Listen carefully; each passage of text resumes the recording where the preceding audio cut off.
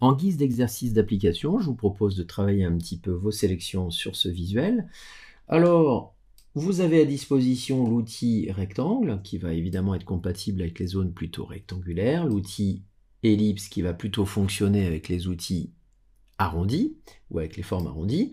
Et là, comme le mix des deux, c'est intéressant, on va pouvoir commencer, pourquoi pas, par sélectionner ce rectangle. Donc là, je me dis très bien, je prends l'outil rectangle, je pense bien à activer le bouton numéro 1, et donc là, je vais vous demander de commencer à sélectionner votre rectangle. Alors, vous allez faire exprès de déborder un petit peu, c'est-à-dire que votre sélection n'est pas parfaite. C'est l'occasion pour nous d'utiliser sereinement la barre d'état contextuelle, modifier la sélection, ici transformer la sélection, m'apercevoir ici que malheureusement ma déformation de sélection est systématiquement proportionnelle.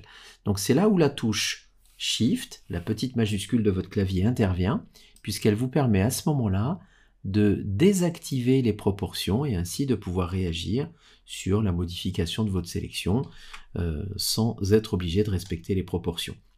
La barre contextuelle me permet de terminer, de valider. Sachez que la touche Entrée-Retour permet de faire la même chose.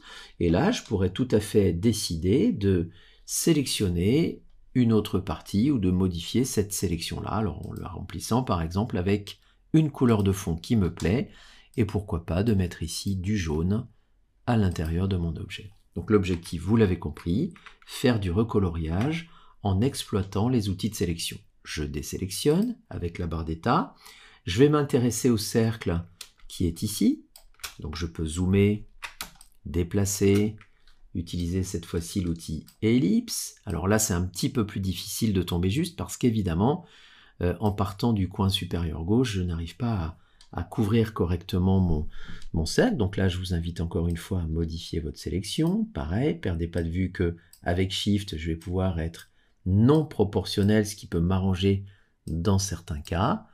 Et là, je m'aperçois qu'effectivement, en appuyant sur Shift, je vais pouvoir légèrement écarter horizontalement ma sélection. Voilà, moi je dirais que je suis pas trop mal. Je termine, et là, je peux faire un réglage de couleurs différent. L'idée, c'est de vous entraîner, de pratiquer tout simplement, et de commencer à appliquer des couleurs qui vous plaisent au sein de votre forme. Donc voilà. Alors, vous avez remarqué ici que j'avais oublié d'enlever le contour progressif, donc cette erreur finalement m'intéresse, puisque, alors il est vraiment involontaire pour le coup, mais vous voyez, j'ai obtenu finalement un contour de sélection qui est légèrement flouté. Alors si cet effet vous intéresse naturellement, vous le conservez, mais si vous souhaitez revenir en arrière, vous allez pouvoir annuler, enlever votre sélection grâce à la barre d'état contextuel, pensez avant de démarrer votre sélection à réduire le contour progressif et ainsi redémarrer votre sélection sans contour progressif, sélection que vous allez naturellement pouvoir modifier, donc la déplacer, l'agrandir, l'ajuster avec ou sans la touche Shift, de manière à obtenir un résultat qui vous paraît intéressant. Et une fois que c'est fait, naturellement, pourquoi pas décider de remplir cette zone de sélection avec une couleur qui vous plaît et obtenir ainsi un résultat coloré. Donc voilà en quelques mots et en quelques ateliers simples comment vous allez pouvoir utiliser les outils de sélection à des fins de remplissage, à des fins de colorisation, à des fins de retouche, sujet que nous allons évidemment aborder en long et en large pendant cette formation.